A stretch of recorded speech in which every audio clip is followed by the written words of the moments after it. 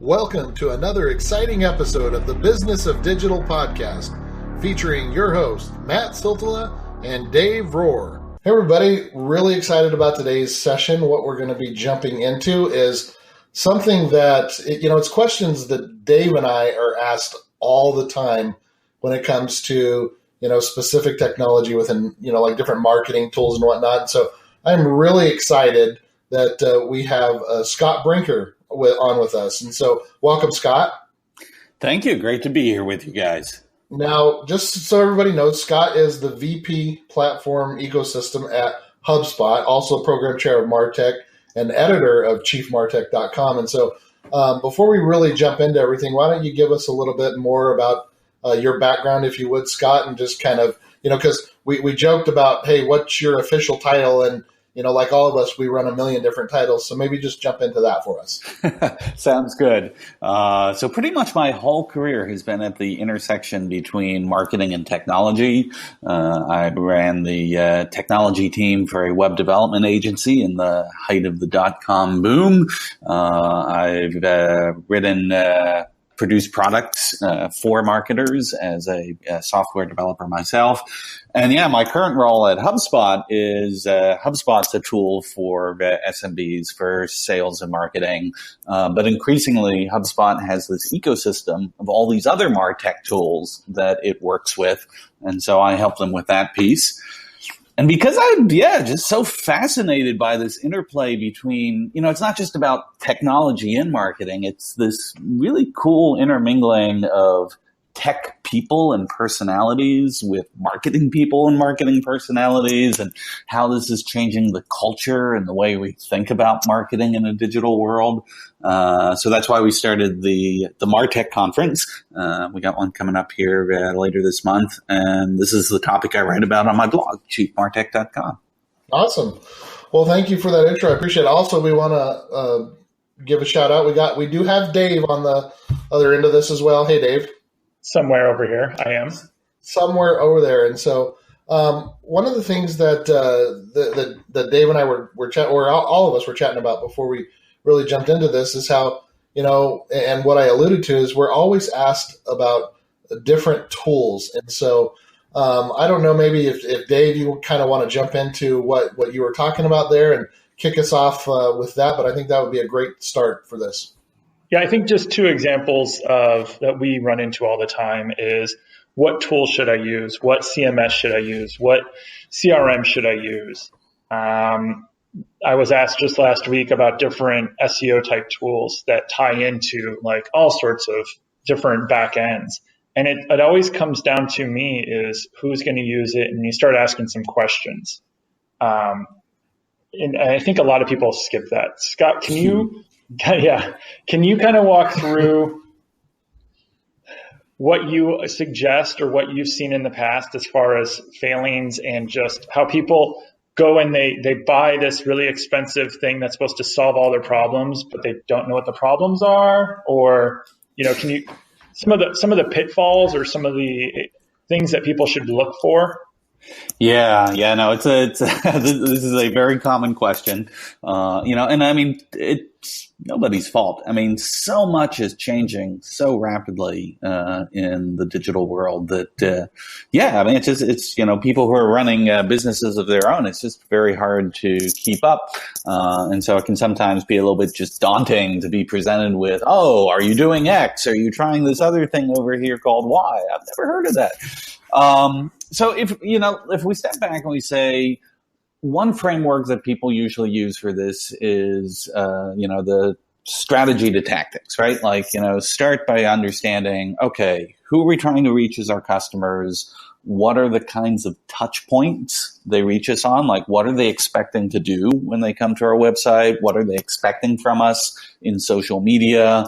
Do we have some sort of other relationship with them? Whether it might be a little loyalty program or, again, even just a subscription to our newsletter, whatever that is. It's like, just map out, forget about the technology for a moment. Just make sure you've got a really clear view of all these different places where you touch your customers and they they have a set of expectations. And if you can articulate that, then that sort of becomes your blueprint for when you're going and you're looking at the particular tools you might use to provide those capabilities. You're checking the box against more of like, okay, how will this help us execute, this particular tactic? How will this help us do some sort of, personalization on our website? Or how will this help us, be able to manage, taking an e-commerce transaction through the website?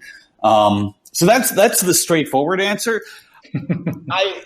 I do always put the caveat that while I'm 90% in the camp of saying you should really map out your customer journey, really understand how you plan to serve them strategically before you go tool hunting, there is 10% of me, and this might be just because I'm a geek, but there's 10% of me that believes there is also a little bit of value to just keeping aware of like new technologies, like when you hear of something that sounds really cool, to not necessarily just dismiss it and say, no, we've got our strategy, we've got our vision, we've got our customer, don't distract me with any of that, but to allocate maybe, like 10% of your attention for these things, to just say, wow, that's actually an interesting new way. I wonder if that might be a way that we can engage with our customers that we haven't before. Maybe our competitors haven't before. And so you sort of want to keep your mind open to these new innovations as they happen. You don't want them to be primarily the engine that's controlling how you build out your digital capabilities. I like that. I'm glad that you mentioned that, because I kind of look at that in twofold as, just different things or tools that I use, or when I'm talking with people, like, because sometimes you could be using a tool forever and maybe it hasn't really been, there's nothing that's been updated on it for a while, or there may be some new innovation with another tool. And unless you're tinkering around with stuff or you're getting into it, you never really know that stuff. So I appreciate that you said that, because I'm kind of like you in that sense. The geek in me as well is like, I got to test out this new shiny thing over here and see if it really, is worth anything. Because I do take that approach a lot, like even with conferences that I go to, because I've been, attending all kinds of search marketing and marketing conferences, for over the last 10 years. And anytime, I'm talking to someone, and I'll go into something and I may know 99% of what they're talking about, but it's like that one little thing or that one little thing that's different that could help me, or that one nugget. And that might be the case with one of these tools. It might be like that one little update that's done, or that one new little thing that's added that could make all the difference in the world. And so I don't know. I just, I appreciate that. Yeah, it's, I think as long as you keep those things in perspective and the balance for them, it's, one of the things that, we started off by saying is, there's just so much change happening in the world right now that, again, anytime I speak to someone and they say, I feel overwhelmed with, all this change that's happening in the digital world, I'm always quick to assure them that means like, okay, that means you're a sentient being, you're conscious, you're actually seeing the world the way it is, because there was a whole lot of change. And the only good news to this is you are not alone.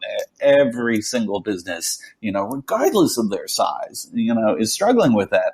And so a lot of the time I spend talking with people is about, given that there's this phenomenal amount of change happening, just how do you manage it? And I think one of the best ways to do it is that, balance of, okay, having clear priorities, for your core operations, but somehow building in the ability to experiment and have an experimental mindset for just enough of your business, that you're able to keep up with the change that, at least the subset of change that's relevant to you and your customers. And Scott, I don't think people understand just how big Martech has gotten. You create, Matt's known for his social Meowdia. You're also known for an infographic, kind of the landscape of Martech. How long have you been doing that, and what did it start at, and how many companies do you try to list now? Which I love that one, by the way. It's ridiculous to watch it over the years grow. That one, and then the other one that like Dave Mim did in the local search space, like those are a couple of my favorite ones. You guys, anyway. Oh, thank you. I've started that about 7-8 years ago. A very modest mission of saying, okay, I was trying to convince marketers that they should be paying more attention to technology. They might even consider having a marketing technologist on their team because, marketing was becoming more and more powered by technology. So to prove that point, I went around and I came up with a slide that identified every marketing technology vendor I knew of at the time in 2011. And it was quite a few. It was like 150 or so. And anytime I'd show that slide, people were like, oh my goodness, 150 marketing technology vendors. How will we ever keep track of them all? And then just out of curiosity or some sort of masochistic instinct or something, I kept updating the slide year over year. And in a year, it grew to 350. And then a couple years later, it was 1,000, and then 2,000, and then 3,800, and then last year, 5,000. And we're right in the middle of working on one now. We'll release it at the Martech conference in a few weeks. And, spoiler alert, the trend hasn't reversed. There's now a small team, maybe not so small anymore, team working on producing this crazy graphic of what will be well over 5,000 companies. And you kind of mentioned the conference, and we'll talk about that coming up. But for those, 5,000 companies is a lot. But yes, one of the things that used to be a little bit easier to do, and you can probably still do it, is take a look at the conferences. Anyone that listens to this show knows that Matt and I attend a fair number of conferences all over the U.S. and all over the world even. And not everyone can go to that many conferences. But you can talk about the Martech conference a little bit. But go to those conferences. When I used to look for a job, or when I used to look for an SEO agency, or when I looked for a PPC tool or something, I would actually look at the conferences that I was going to or thinking about going to and looked at the sponsors and vendors and stuff, because you can walk around and kick the tires and ask questions, or you can go find.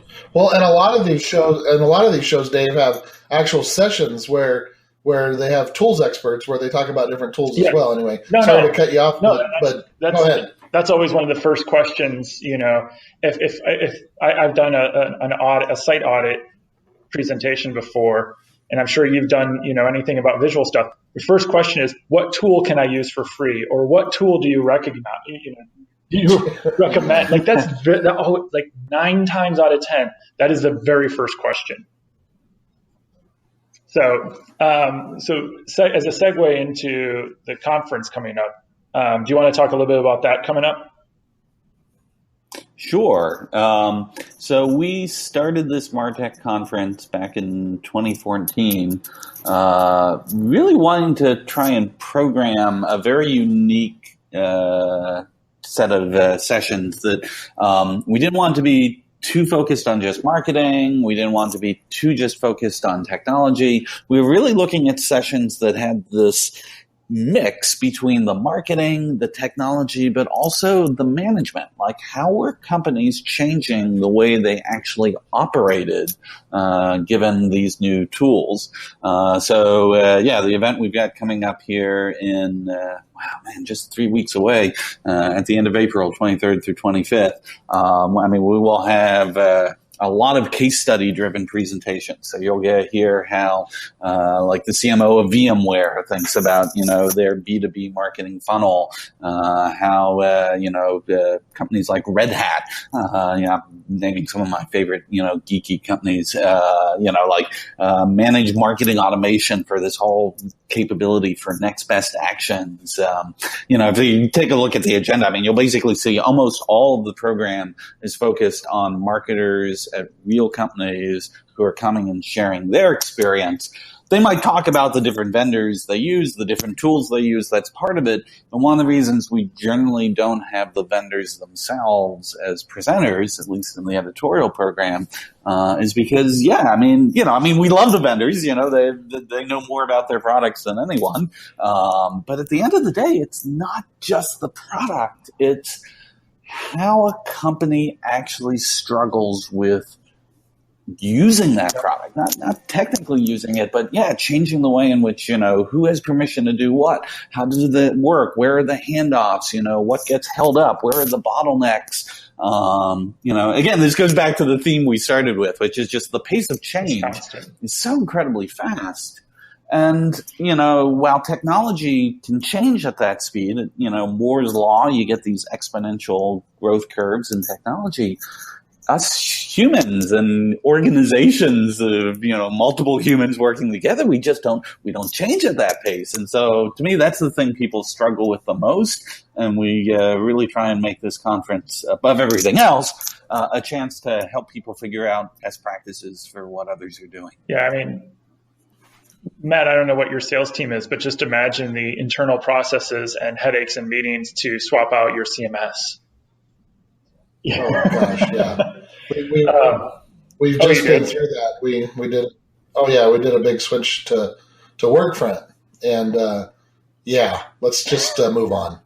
But right, not saying nothing bad about it, right? I'm not saying nothing bad about Workfront. I'm saying let's move on. I don't want. It's like bad memories. Too soon. Anyway. Too soon. Too soon. Okay.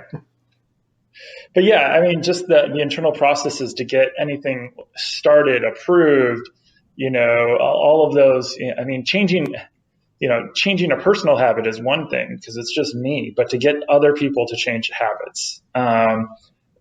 What are some of the other stuff that they might cover and stuff? Just not only at the conference, but in general, when people are looking at Martech, I think it probably scares them if they start hearing about, different, you need what's your technology stack? What's your marketing technology stack?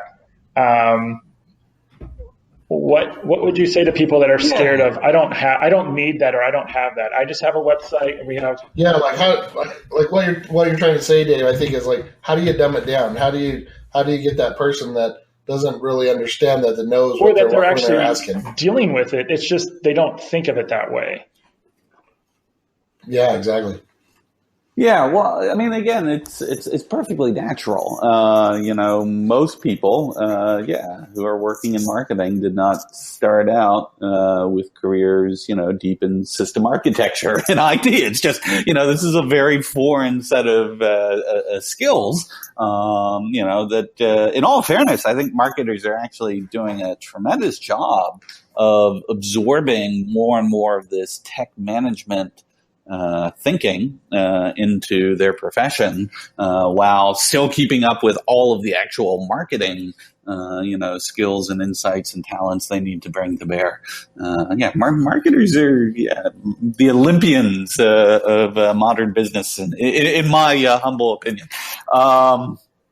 Here's one of the things that we do around the conference that I think helps. I've heard from folks this helps, is we run a contest called the Stackies, where we invite marketers to send in a single slide that illustrates their marketing stack, the different tools that they use, but not just throwing a few logos on a slide, but actually trying to show us on the slide, how do you think about these different tools? Like, how do they work together? Maybe it's how you map it to your customer journey. Maybe it's how you map it to the way you do certain internal processes.